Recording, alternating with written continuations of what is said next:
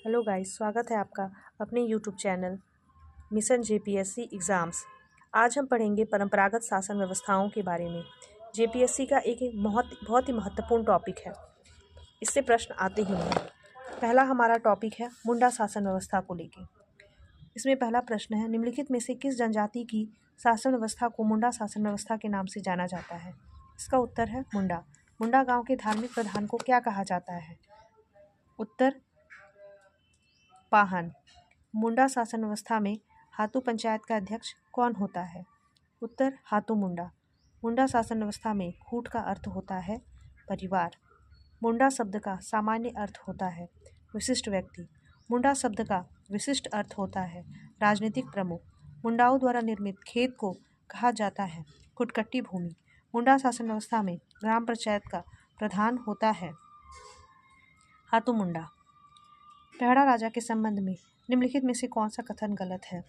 पेहड़ा पंचायत का सर्वोच्च अधिकारी दीवान होता है। यह कथन गलत है क्योंकि सर्वोच्च अधिकारी पेहड़ा राजा होता है। पेहड़ा पंचायत के अधिकारियों के बारे में गलत मिलान को पहचाने। इसमें गलत मिलान है ठाकुर पेहड़ा राजा का मुखिया, क्योंकि ठाकुर पेहड़ा राजा का सहायक होता है। मुंडा ग्राम के धार्मिक प्रधान को क्या कहते हैं? मुंडा ग्राम का धार्मिक प्रधान पाहन होता है।